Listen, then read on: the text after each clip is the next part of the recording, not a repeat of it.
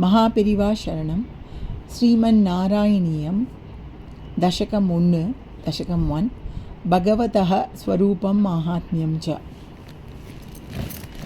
சாந்திரானந்தாவபோதாத்மகம் அனுபமிதம் காலதேశాவதிभ्याம் నిర్ముక్తం నిత్యముక్తం నిగమశతసహస్రేణ నిర్భాస్యమానం అస్పష్టం దృష్టమాత్రే పునరురుపురుషార్థాత్మకం బ్రహ్మతత్వం తత్తావద్భాతి సాక్షాత్ గురుపవనపురే అంతభాగ్యం జనానాం. ఏవం దుర్లభ్యవస్తున్యపి సులభతయా హస్తలబ్ధే యదన్య తన్వా వాచాదియా వా భజతి బత జనః క్షుద్రతైవ స్ఫుటేయం. ఏతే తావద్వయం తు స్థిరతర మనసా విశ్వపీడాపహత్యై నిశ్శేషాత్మానమేనం గురుపవనపురాధీశమేవ ఆశ్రయామః.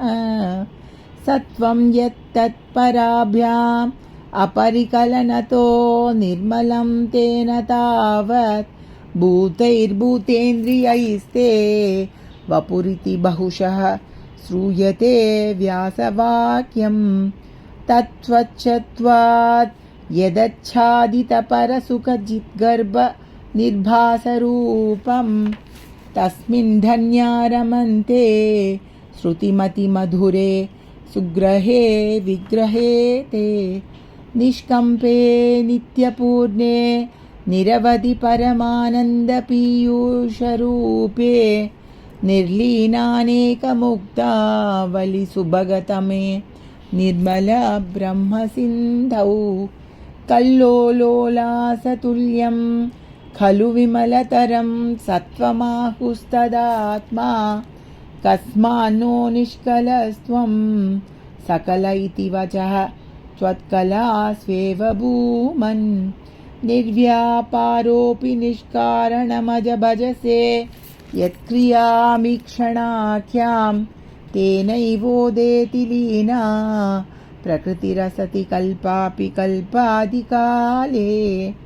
తస్యా సంశుద్ధమంశం కమపి తమతిరోదాయకం సత్వరూపం సత్వం ధృత్వా దదాసి స్వమహిమ విభవాకుంఠవైకుంఠరూపం. తత్తే ప్రత్యగ్రధారాధర లలిత కళాయావలీకేలికారం లావణ్యస్యైకసారం సుకృతిజనదృశాం పూర్ణపుణ్యావతారం. లక్ష్మీ నిశంకలీలా నిలయనం అమృతస్యంద సందోహమంతః సించత్ సంచింతకానాం వపురనుకలయే మారుతాగారనాథ. కష్టాతే సృష్టిచేష్టా బహుతర భవకేదావః జీవభాజాం. ఇత్యేవం పూర్వమాలోచితమజితమయా నైవ మధ్యాభిజానే. నో చేజ్జీవా కథం వా మధురతరమిదం త్వద్వపుశ్చిద్రసార్ద్రం. నేత్రైః శ్రోత్రైశ్చ పీత్వా పరమరససుధాంభోధిపూరే రమేరన్. నమ్రాణాం సన్నిధత్తే సతతమపి పురస్తైరనర్ప్యతితానపి అర్థాన్ కామానజస్రం వితరసి పరమానంద సాంద్రాం గతిం చ. ఇత్తం నిశ్శేషలభ్యో నిరవధికఫలః పారిజాతో హరే త్వం. క్షుద్రం తం శక్రవాటీ ద్రుమం అభిలషతి వ్యర్థమర్తివ్రజోయం. కారుణ్యాత్ కామమన్యం దదతి ఖలు పరే స్వాత్మదస్త్వం విశేషాత్.